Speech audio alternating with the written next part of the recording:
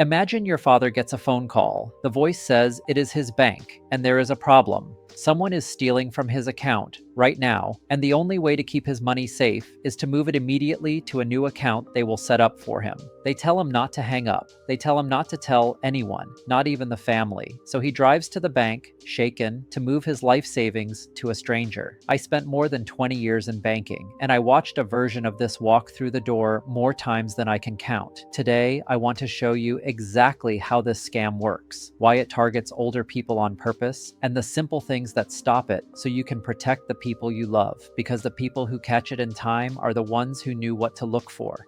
Quick note before we begin, I spent more than 20 years in banking, including about 10 years as a branch manager and district manager, but I am not your banker, your attorney, or your financial advisor, and nothing in this video is personal financial, tax, or legal advice. Every situation is different, so for your family's specific decisions, talk to a professional who can see the whole picture. And one more thing, the stories I tell come from real experience, but the details are changed and the people are never named to protect their privacy. I use a few tools to help me make these videos, but the experience and the lessons are my own. With that said, let us get into it. So, let us start with the hard truth.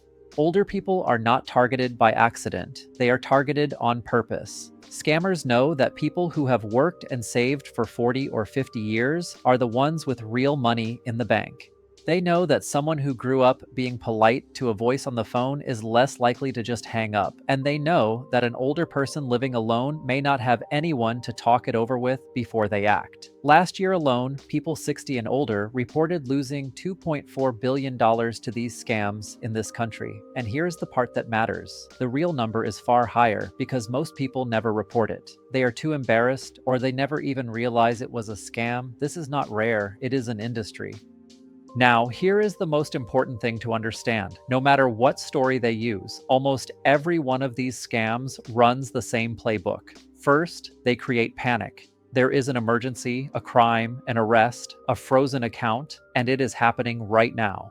Panic shuts down careful thinking. Second, they demand secrecy. Do not tell the bank. Do not tell your family. This is confidential. That secrecy is the whole trick, because it cuts the person off from the one thing that would save them a second opinion. Third, they create urgency. You must act in the next hour or you lose everything. And fourth, they ask for money in a strange way, a wire transfer, gift cards, cash handed to a courier, or moving money to a so-called safe account. Panic, secrecy, urgency, a strange payment. Once you see that pattern, you can spot almost any version of it. Let me show you the most common disguises so they sound familiar when you hear them. The grandparent scam, a panicked voice that sounds like a grandchild in jail or in an accident, needing bail money tonight, and please do not tell mom and dad. The bank impersonator, someone claiming to be from the fraud department, warning that your account is under attack and you need to move your money to protect it. The government imposter, a caller claiming to be from Social Security or the tax agency, threatening arrest unless you pay immediately. The tech support scam, a pop-up or call about a virus, which ends with a stranger controlling the computer and the bank account. And the romance scam, a caring new partner online who, sooner or later, needs money. Different masks, the same 4 moves underneath every one. Let me tell you about a customer. A gentleman in his 70s, a careful man, the kind who reads every bill before he pays it. One morning, he came to the counter and asked to wire a large sum to an account he could not really explain. He seemed rushed. He kept glancing at his phone. When the teller asked what the money was for, he gave an answer that did not quite fit, and he asked her to hurry. She had been trained to notice exactly this. So instead of rushing, she slowed everything down. She asked a few gentle questions. Who told you to do this? Are they still on the phone right now? And slowly, the story came apart. There was a caller, still on the line, who had told him not to hang up and not to tell us. There was no fraud on his account, until we almost helped him create it. We did not wire the money, we walked him back from the edge. Now, here is the single rule that stops most of these in their tracks. Write it down and tell it to everyone you love. No real bank and no real government agency will ever call you out of the blue and tell you to move your money to keep it safe. That is not a thing that happens. Your bank will never ask you to wire your savings to a different account to protect it. Social Security will never call and threaten to arrest you over the phone. The tax agency will never demand to be paid in gift cards. If anyone on a phone, a text, or a pop-up is telling you to move money, send gift cards, or keep a secret from your bank, that by itself is the proof it is a scam, not a maybe. The proof. So what do you do in the moment? It is simpler than you think. If a call, a text, or a message makes you feel panic and rush at the same time, that feeling is the alarm. Stop. Do not act while they are on the line. Hang up. Then call the bank or the agency yourself, using the number on the back of your card or on a real statement, never the number they gave you. A real institution will be glad you called to check.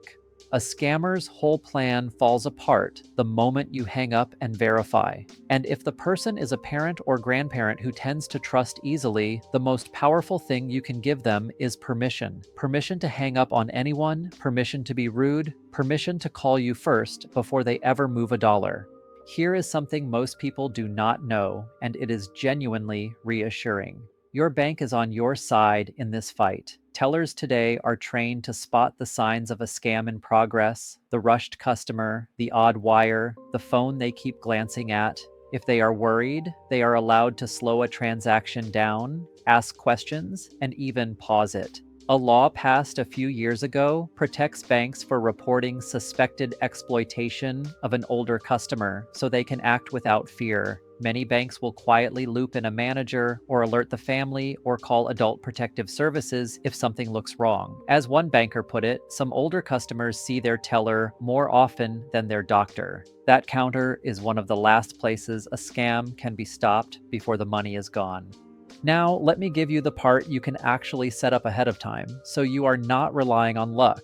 If you have an aging parent, the goal is extra eyes on the account without taking away their independence. Start with the gentlest tool, a trusted contact. Most banks let your parent name a person the bank can call if they ever suspect something is wrong. It gives the bank no power over the account, it just opens a door. Next, set up account alerts, so a text goes out the moment a large or unusual transaction happens, and someone notices in time. If your parent is open to more, they can add you to see the account or name you on it, and have the conversation early, gently, framed as making sure their wishes are protected, not as taking control. The families who talk about this before anything happens are the ones who catch it when it does.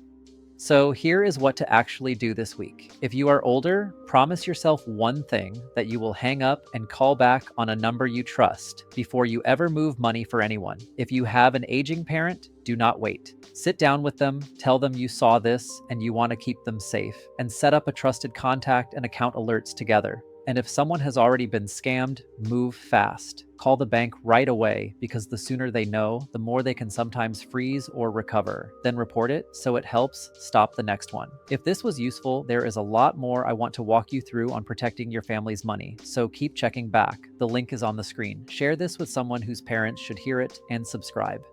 So remember this: these scams all run the same 4 moves: panic, secrecy, urgency, and a strange way to pay. No real bank or agency will ever call and tell you to move your money to keep it safe. And the simplest protection in the world is to hang up and call someone you trust. The scammers count on people staying silent and alone. So do the opposite. Talk about it. That conversation is the thing that keeps your family safe. I will see you in the next video.